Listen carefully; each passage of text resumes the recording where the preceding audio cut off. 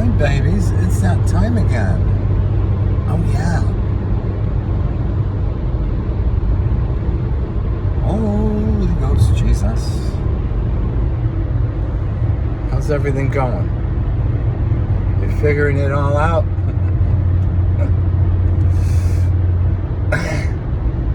So you figured out you gotta be dead before you can be alive? Hello. Resurrection.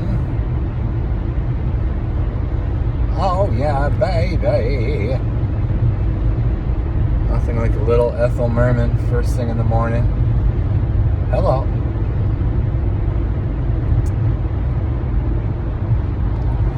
Sunset was gorge. You'll see what makes this sunrise. What makes it so gorgeous is the juxtapositioning of, I don't know if it's complementary, if that's how you pronounce the word, colors. So just now we had some of this in there, kind of a turquoise, and it was wrapped in salmon. Oh yeah, baby. So that's why I like to wear those colors. Not because necessarily they're in the sunrise, but because they're gorgeous together, people. Come on.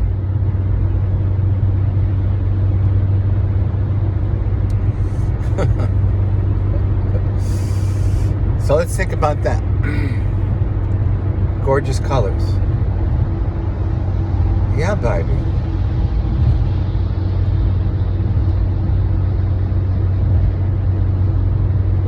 First off,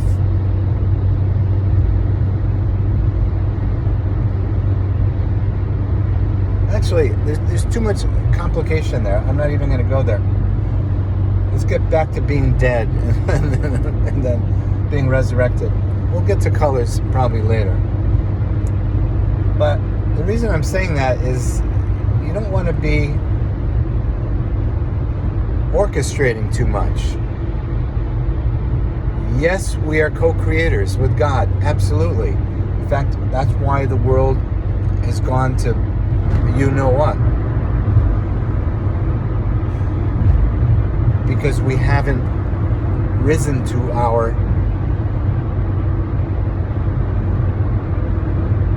potential. It's our fault. The world is crap.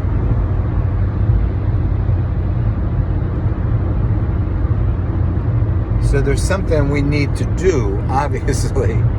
But in being co-creators, that means we align ourselves with the mission, movement, will, purpose, motivation, impetus, presence of God's Spirit.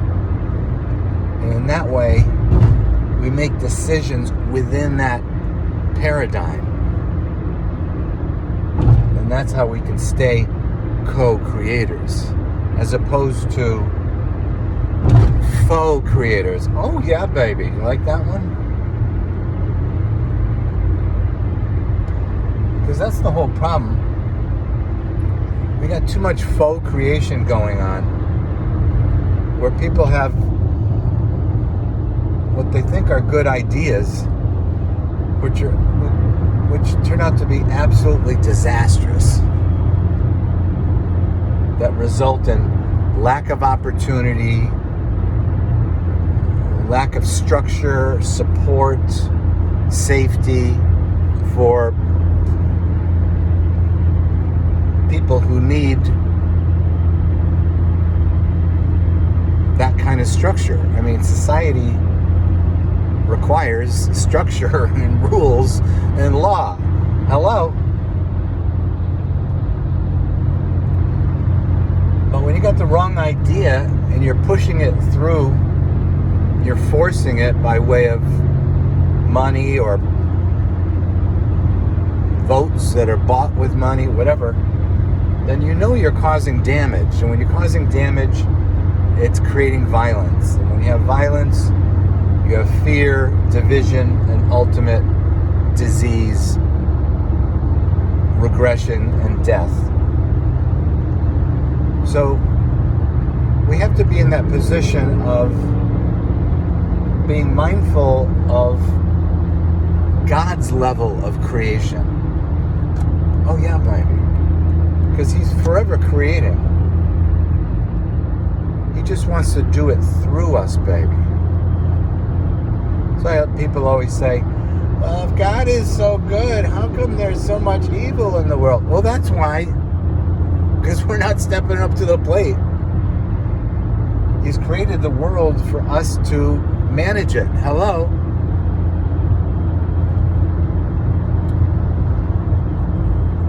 And we can't manage it alone, sweeties. That's the problem. Or people, there's that other saying people say, do your best and let God do the rest. No, don't do your best. Your best sucks. Don't do anything. Let God do it through you. I remember one time I was working with a teacher and I said that to him in so many words, like, I'd rather do nothing than look like I'm active and be creating all kinds of problems. And he totally disagreed. He was all about action, even if it's has deleterious effects. And I'm like, oh yeah, that sounds good. Because there's this perception that people have that if they see you doing nothing, they think you're up to nothing. When actually what you're doing is you're putting yourself in a position for surgical action. Oh yeah, baby. So put that in your pipe and smoke it. All right, babies. So getting back to the colors, as we co-create with God and allow God to move through us, then we will become this organic tapestry of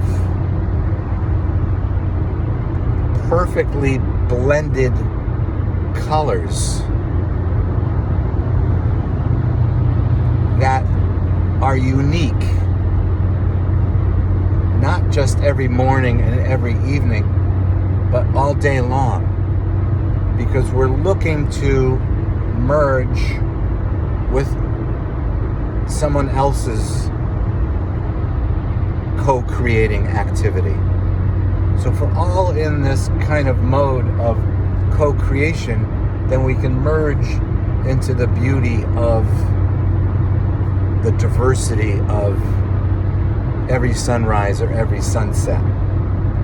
And you can see what you might think are colors that don't go together perfectly when they're moving in the organic nature of a supernatural God. Oh yeah, baby.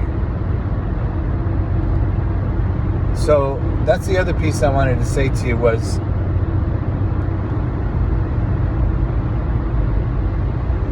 try to discipline yourself to stay in that mindset. That the most important thing you can be doing is remaining in that dynamic of co-creation with other like-minded people across the earth, whether you know their names or not, because you know it's happening and you want to be one of those. And when you do, little disruptions like me just now spilling a couple of spots of coffee on my shirt and not having any means to wipe it off, it's not going to set you off for the rest of the day because your mind is on eternal things. Oh yeah. Just like that, baby. And then even the bigger things, the things that are really challenging and devastating and traumatic, you can still be a co-creator with God when those things are happening, because you're making a statement